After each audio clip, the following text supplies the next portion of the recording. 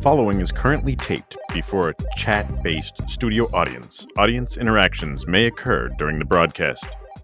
The ideas presented within are only one way of interpreting the topic of the episode. AVAM Productions presents information from many sources, including original theories. No content contained within is intended to offend anyone, but is encouraged to open thoughts into many points of view that we as human beings are allowed to have. Thank you for stopping by. Please enjoy the broadcast.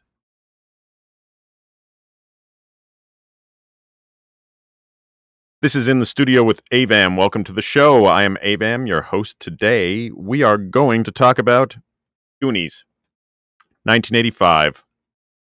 A lot of what you will hear on today's episode is just one way of how this film can be viewed, and all content is presented to encourage polite reflection and comparison of ideas. Warning, this broadcast contains spoilers. If you have not seen the film, some of the content of today's broadcast will not make sense. Information presented in this episode comes from my own ideas and takes info supplemented from sites such as IMDb. So this movie was directed by Richard Donner, written by Chris Columbus and Steven Spielberg. Kathleen Kennedy was an executive producer next to Steven Spielberg and Richard Donner.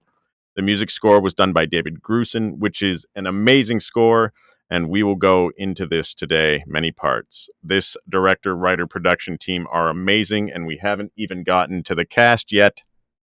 Let's go! So we have Sean Astin as Mikey. Later go on to play Samwise Ganges. Great. Josh Brolin, Brand. Later go on to play Thanos. So we had Samwise and Thanos together in their early years. Jeff Cohen as Chunk. You're going to hear a lot about him. It's amazing. If you know Chunk, you love Chunk. Corey Feldman, Mouth, great role. Played it perfectly. Kerry Green, Andy. Couldn't have had a better person in this. Martha Plimpton. Steph went on to Raising Hope. So many other things. Fantastic. Ke Huy Quan. He played Data. So he was offered this role actually by Steven Spielberg after he was short round in Indiana Jones and the Temple of Doom. He recently did Everything Everywhere All at Once, which was released in 2022. John Matuszak played Sloth. He was an Oakland Raiders defensive end. The makeup for his character took about 5 hours. Robert Davey played Jake Fratelli. Jake Pentoliano played Francis Fratelli. Anne Ramsey. Great job as Mama Fratelli.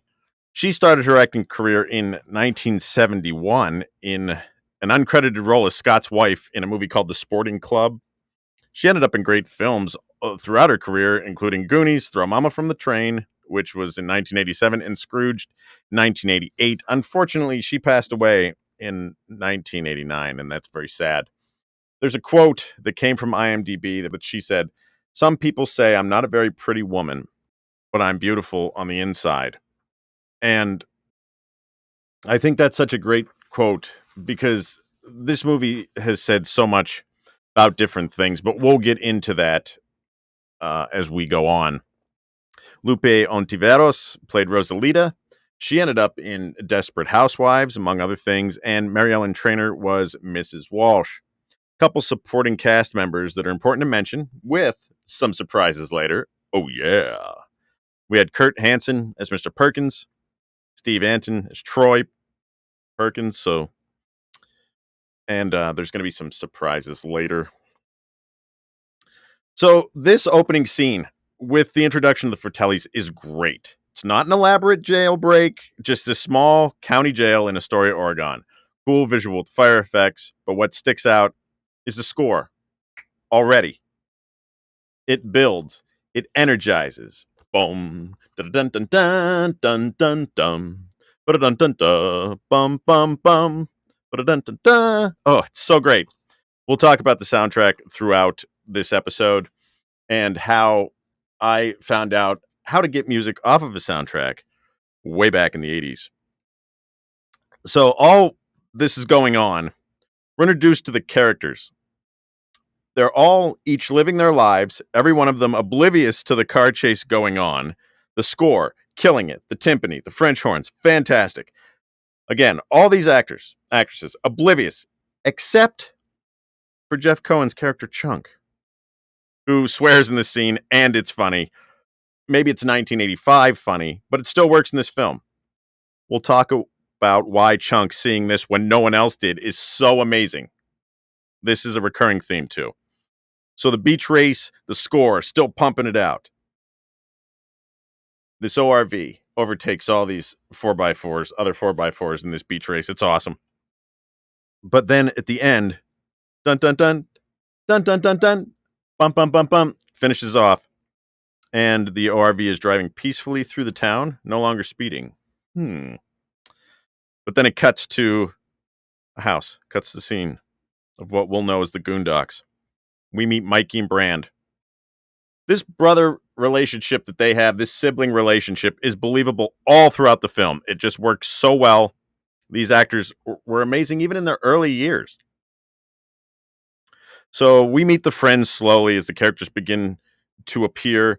We're relating to them already, their personalities, just a bit, even with their entrances. Mouth enters loudly with an attitude. Data crashes through the front screen door, which honestly could have been avoided. Look at it. Tell me what you think, because you really could have avoided this if you would have paid attention. So Chunk comes in. He's picked on immediately. Has to do something that will ever be immortalized in history: the truffle shuffle. And it also introduces the Rube Goldberg machine to open the gate. And again, this is going to come into play later. In the beginning, you just look at it, and especially back in the time this movie came out, you're like, wow, that's interesting. Or some people might have said, now, why the heck do they have that to open their door? Comes into play. So Chunk, anyway, comes in talking. He's talking about the chase that he saw. Yes, the one he actually saw when no one else did. And we realized that this character must exaggerate a lot because no one is taking him seriously. We find out that he must fib a lot. Put a pin in that. Anyway, after everyone is in the house, they go with a great joke from the 80s. They break a penis on the replica statue of David. And they glue it on upside down. There's great dialogue. Still funny even today. Mom didn't notice. They talk about it. Mom did not notice that the statue was broken. She noticed there was a chip mess. That seems right. There's a mouth terrifies Rosalita. All in efforts not to move. Or was it because he was just mean? I believe it's the former, really. Mouth is a great character. Then we're introduced to Mr. Perkins, who is going to be trouble. Troy's dad. Okay? So, then the attic scene. It's a great setup using Chunk's clumsiness once again to advance the plot. Then, the Goonies run by restraining Thanos with exercise equipment. Are those particular brand of exercise equipment still used? And then they remove the valve stems off of Brand's bike, and the tires immediately flatten. It's worth it. So as they take off anyway, Cyndi Lauper's Goonies Are Good Enough starts playing, which is still in my top 10 favorite songs to this day. Stick around until the end of the broadcast to hear the lengths I went to be able to listen to it more back in the 80s. Remember, this is before streaming music, before MP3s came along, and this is how we ended up getting music. So anyway, Mom comes home. She already had told him, if Mikey gets out of the house, he's going to be in, trouble. Well, she comes home. Brand's all tied up. Mom says, you better get out there. Rosalita's skepticism of the family continues to grow at this point. You can see it. So another hilarious scene that a lot of people overlook, but it has become one of the cult classics, is when Brand takes the girl's bike. The girl, the actress, her acting is so wooden in this scene, but that's not even a terrible thing. It's great that that's just how this movie is. Okay, right after this episode, go watch Goonies. Go watch it in 4K. It looks amazing. Just go do it. Okay, but stay through the episode, please. I'm glad you're here. So now Brand's riding off on the child's bike, and we're introduced to Troy and how much of an asshole he is. Okay, so he's doing all this stuff where he adjusts the mirror, and and now he tries to kill, or so it would seem, Brand's character by holding his hand to a car. I mean, even by standards back then, that's just absolutely that's psychotic, psychotic. But you're also introduced to Troy, Andy, and Steph, who we now see are different from the Goonies, even though uh, Steph and Andy were introduced during the car chase scene in the beginning. You remember? Yeah, still following along. Good. So now the Goonies, you got the Goonies of Mikey, Data, Chunk, and Mouth right now. They make it to this abandoned restaurant. Great scene. It's really a great set. Like it's fantastic. But we're introduced more to the Fratellis as well. Now, I've never looked up the lore of the restaurant.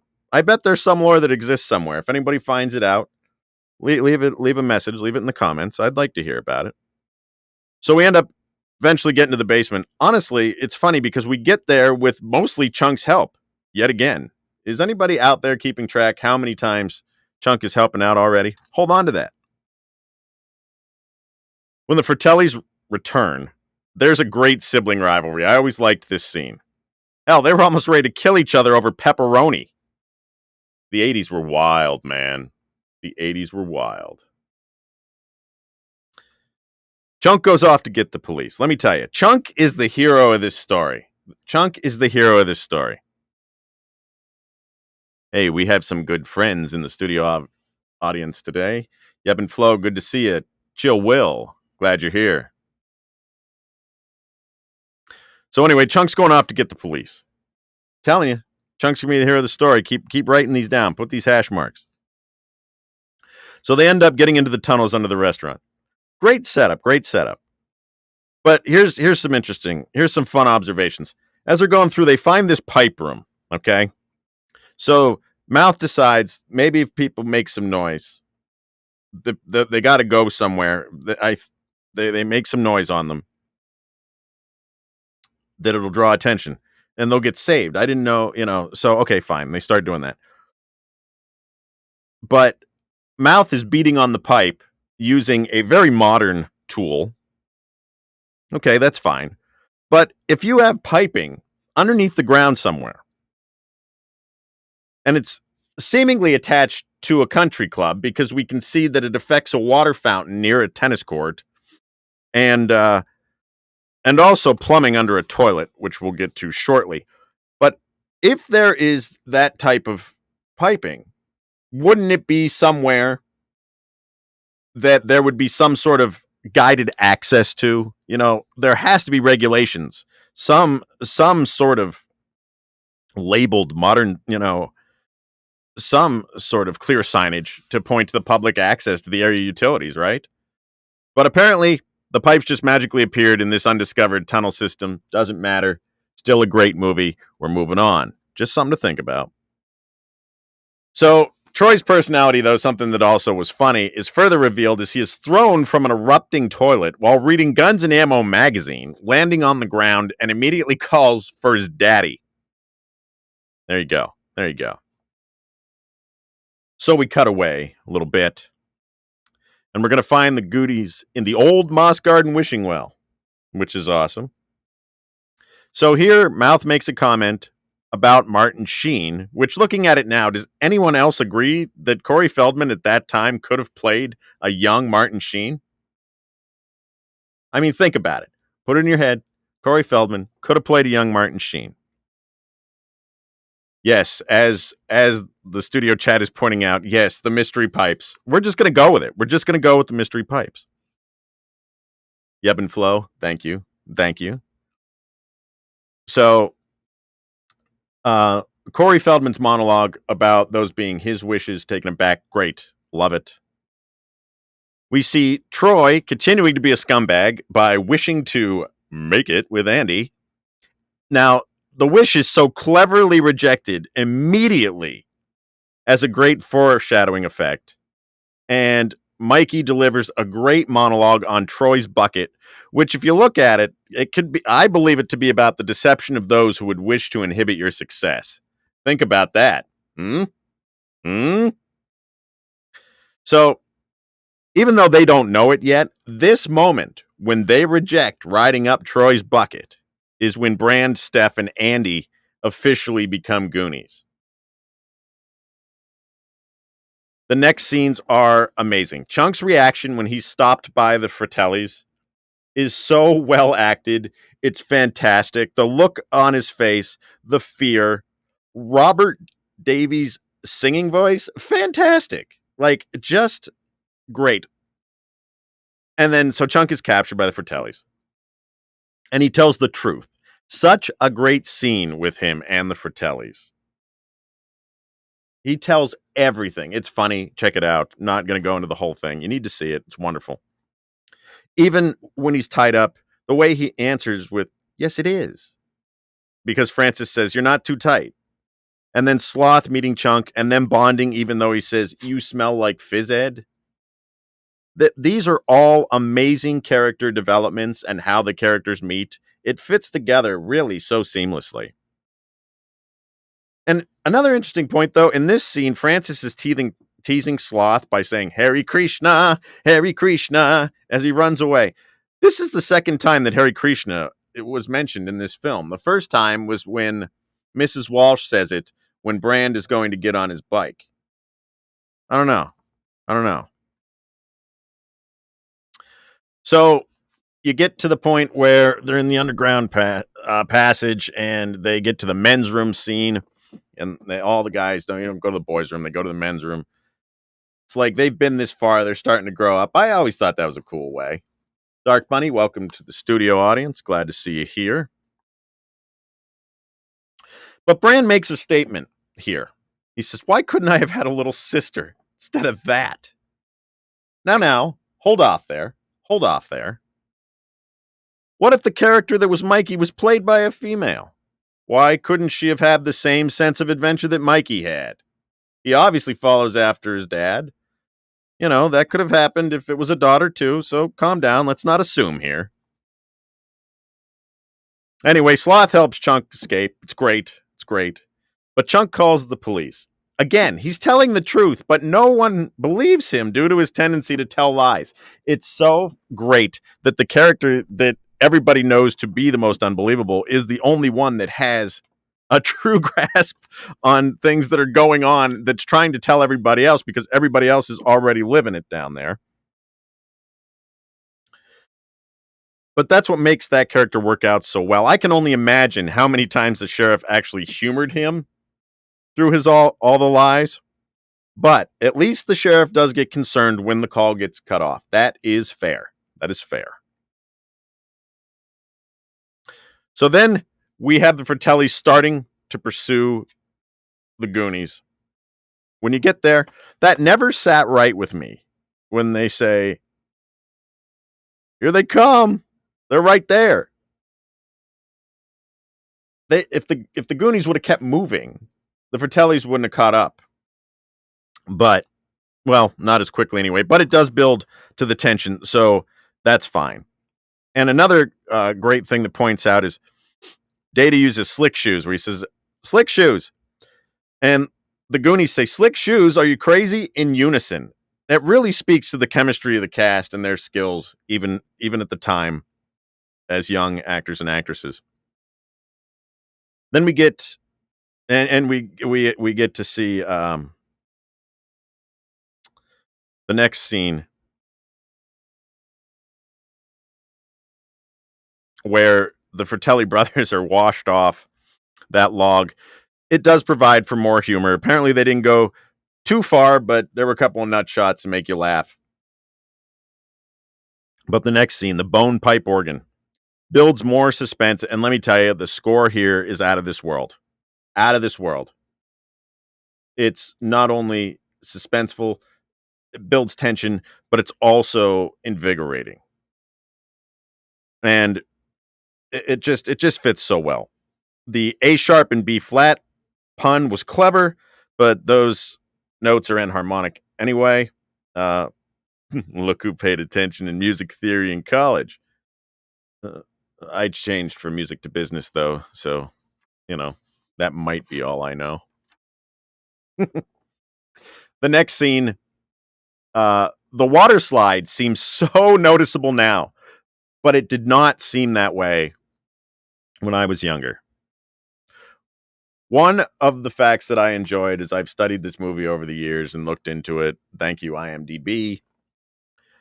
When they reached the cavern, the young cast reaction was real seeing that because they had not seen the full-size ship set yet.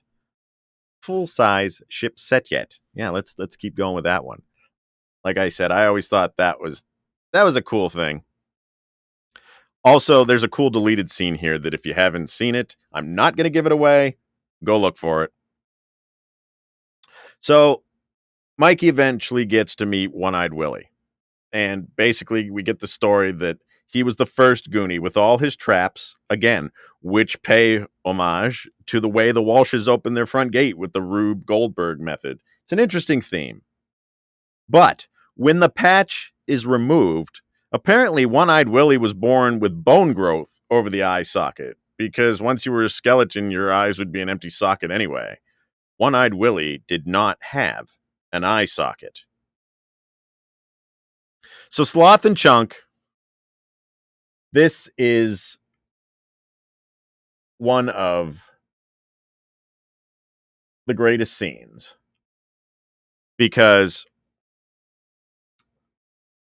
Sloth and Chunk show up to save the day with the iconic "Hey, you guys" scene. And that is just going to go down in history. So we see Sloth escape from the Fratellis. The Fratellis get greedy and release another Rube Goldberg trap, and the cave begins to collapse. One of the most amazing things is even the family dynamic when Sloth is fighting with his brothers. It's just interesting the way that still plays out. You can feel that there was a relationship there. The chemistry, the actors in this film were fantastic. But Sloth helps the Goonies escape from that collapsing cavern, and some serious thoughts are brought to mind. I'm not going to explain everything, so don't worry. The ending is an absolutely amazing reunion of the families, and the Goondocks are saved after we see Troy and his father be assholes one last time. I mean, Troy speaks over his father, and his father doesn't even care. I mean, that really cements it, but, you know, that's it.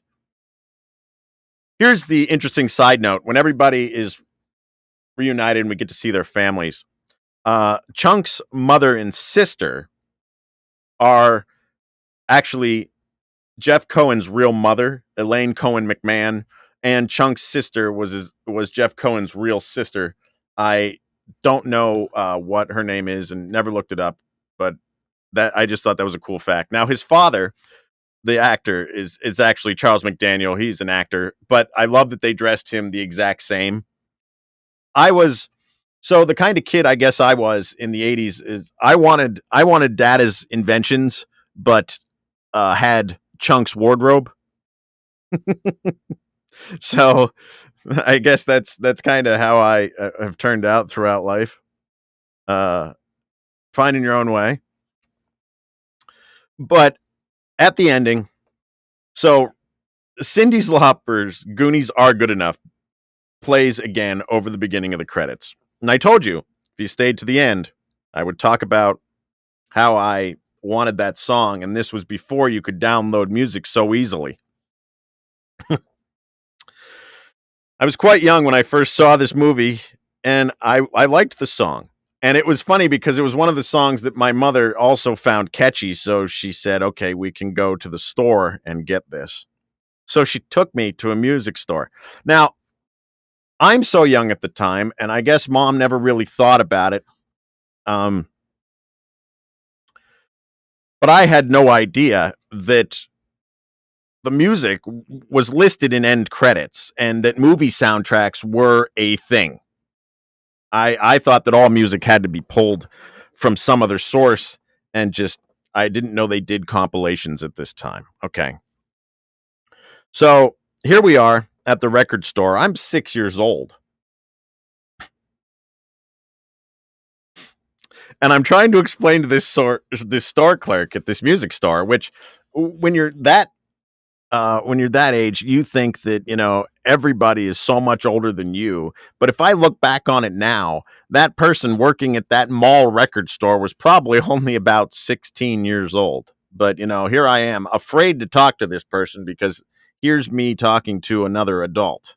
Okay, that's the way I looked at it then. Anyway, mom suggested that I sing it to this store clerk.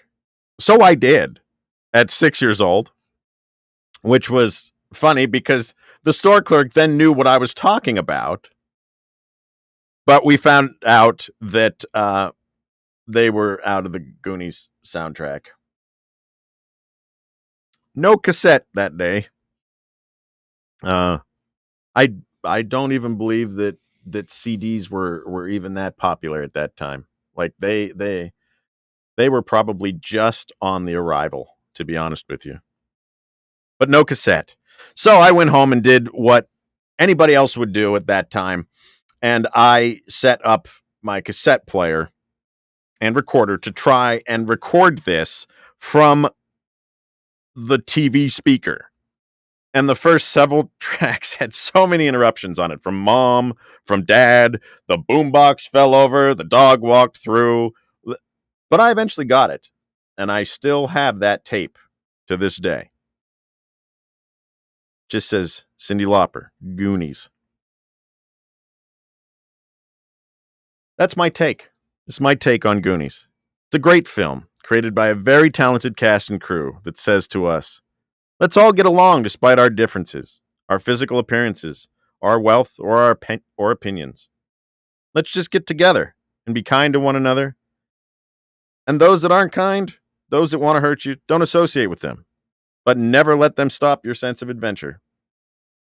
Stay awesome, everyone. Thank you for joining me for this episode of In the Studio with Avam.